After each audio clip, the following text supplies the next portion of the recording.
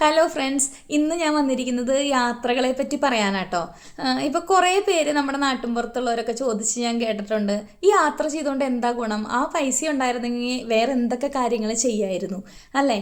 നമുക്ക് പല കാര്യങ്ങളും ചെയ്യാൻ പറ്റുമായിരിക്കും, പക്ഷെ നിങ്ങൾ യാത്ര ചെയ്താലാണ് അതിൻ്റെ ഒരു സുഖവും അത് തരുന്ന ഒരു മാനസിക ഉല്ലാസമൊക്കെ എന്താന്ന് യാത്ര ചെയ്താലേ മനസ്സിലാവുള്ളൂ. വൺസ് നിങ്ങൾ ട്രാവൽ ചെയ്യാൻ തുടങ്ങിക്കഴിഞ്ഞാലാണ് നിങ്ങൾക്കതൊരു ഹരമായിട്ട് മാറും, അല്ല ഒരു അഡിക്ഷനായിട്ട് മാറും. ഇപ്പം ഞാൻ ഒത്തിരി യാത്ര ചെയ്യാൻ ഇഷ്ടപ്പെടുന്ന ഒരാളാണ്.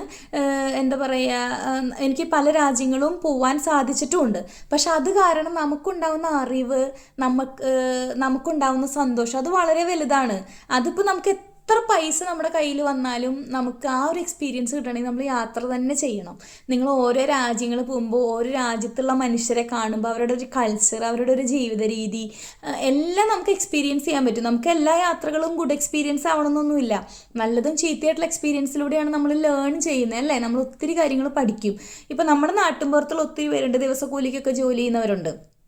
അവർക്കൊന്നും ഇന്നും എന്താ പറയുക, ലോകയാത്ര നടത്താനോ വേറൊരു സംസ്ഥാനത്ത് പോകാൻ പോലും അല്ലെങ്കിൽ വേറൊരു ജില്ലയിൽ പോകാൻ പോലും പറ്റാത്ത ആൾക്കാരുണ്ട് അല്ലേ. പല സാഹചര്യങ്ങൾ കൊണ്ടും തിരക്ക് കാരണം പോകാൻ പറ്റാത്തവരുണ്ട്, സാമ്പത്തികമായിട്ട് ബുദ്ധിമുട്ട് കാരണം പോകാൻ പറ്റാത്തവരുണ്ട്.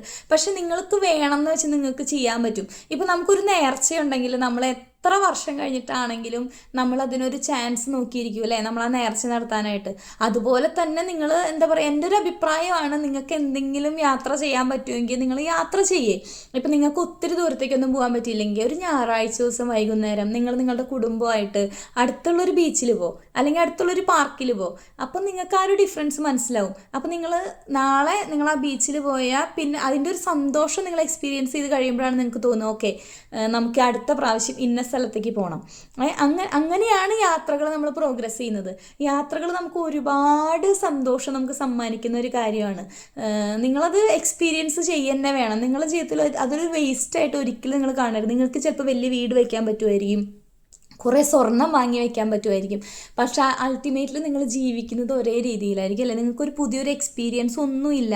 നിങ്ങൾ ജനിക്കുന്നു, ജീവിക്കുന്നു, മരിക്കുന്നു, അതിൽ കൂടുതൽ ഒരു മെമ്മറിയോ ഒന്നും ഉണ്ടാവില്ല. അപ്പം നിങ്ങളുടെ വീട്ടിൽ പല സ്ത്രീകളും കാണും അല്ലേ, എന്താ കല്യാണം കഴിഞ്ഞ് വന്നു, കുട്ടികളുണ്ടായി, വീട്ടിൽ കുക്ക് ചെയ്യുന്നു, പിള്ളേരെ നോക്കുന്നു, ഹസ്ബൻഡിനെ നോക്കുന്നു, അവരവസാനം മരിച്ചു പോകുന്നു. അവർക്ക് ആ വീടിനപ്പുറത്തേക്ക് അവരുടെ വീടും കാണും, അവരുടെ സ്വന്തം വീടും കാണും.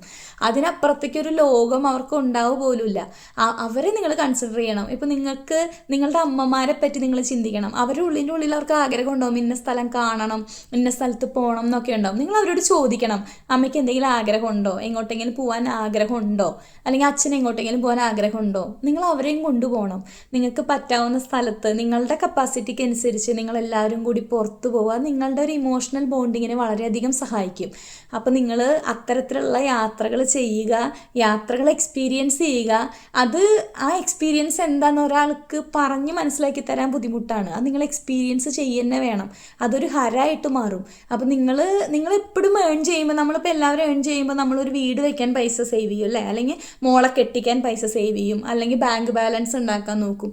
അതിൻ്റെ കൂടെ ചെറിയൊരു എമൗണ്ട് നിങ്ങളുടെ യാത്രകൾക്ക് വേണ്ടി സമ്പാദിച്ച് വയ്ക്കുക. കൊല്ലത്തിലൊരിക്കലെങ്കിലും നിങ്ങൾക്ക് പറ്റാവുന്ന സ്ഥലത്തൊരു യാത്ര പോവുക, കുടുംബം ഒത്തു പോവുക, തന്നെ പോകാൻ ഇഷ്ടമുള്ളവർ തന്നെ പോവുക, ആ എക്സ്പീരിയൻസ് ചെയ്യുക. അത് നമ്മുടെ കേരളത്തിൽ തന്നെ എത്ര മനോഹരമായ സ്ഥലങ്ങളുണ്ട് അല്ലേ കാണാനായിട്ട്. ഇപ്പോൾ എന്താ പറയുക, തൃശ്ശൂർ ജീവിക്കുന്നവരിൽ മൂന്നാർ കാണാത്ത ഒത്തിരി പേര് കാണും, ഊട്ടി പോകാത്ത ഒത്തിരി പേര് കാണും അല്ലേ. അപ്പോൾ അതൊക്കെ നമുക്ക് പോകാൻ പറ്റുന്നതാണ്, ചെറിയൊരു പൈസയ്ക്ക് നമുക്ക് പോയി വരാൻ പറ്റുന്ന സ്ഥലങ്ങളാണ്. അപ്പം നിങ്ങൾ മറ്റുള്ളവർക്ക് കൊടുക്കുന്ന മറ്റ് കാര്യങ്ങൾക്ക് കൊടുക്കുന്ന ഇമ്പോർട്ടൻസ് പോലെ ഇതിനും ചെറിയൊരു താല്പര്യം സൂക്ഷിക്കുക. നിങ്ങൾക്ക് പറ്റുന്ന പോലെ നിങ്ങൾ യാത്രകൾ ചെയ്യുക. എന്താ പറയുക, ഒത്തിരി സൗകര്യങ്ങളിലൂടെ യാത്ര ചെയ്യണം എന്നല്ലേ പറയുന്നത്.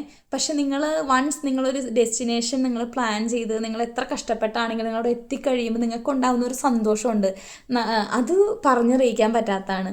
അപ്പം എന്താ പറയുക, യാത്രകൾ ഇഷ്ടപ്പെടുക, യാത്ര ചെയ്യാൻ തയ്യാറാവുക, അതും ജീവിതത്തിൻ്റെ ഒരു ഭാഗമാണ് തിരിച്ചറിയുക. ആ എക്സ്പീരിയൻസ് നിങ്ങൾ അനുഭവിച്ചറിയുക. അപ്പോൾ എല്ലാവർക്കും യാത്രകൾ ചെയ്യാൻ പറ്റട്ടെ, അതിൻ്റെ സന്തോഷം അനുഭവിക്കാൻ പറ്റട്ടെ. അപ്പം ഇന്നു മുതൽ നിങ്ങൾ യാത്രകൾക്ക് വേണ്ടി സമയവും പൈസയും കണ്ടെത്തുക. എന്നിട്ട് യാത്രകൾ തരുന്ന സന്തോഷം അനുഭവിക്കുക. അപ്പോൾ എല്ലാവർക്കും നല്ലൊരു ദിനം ആശംസിക്കുന്നു. Thank you.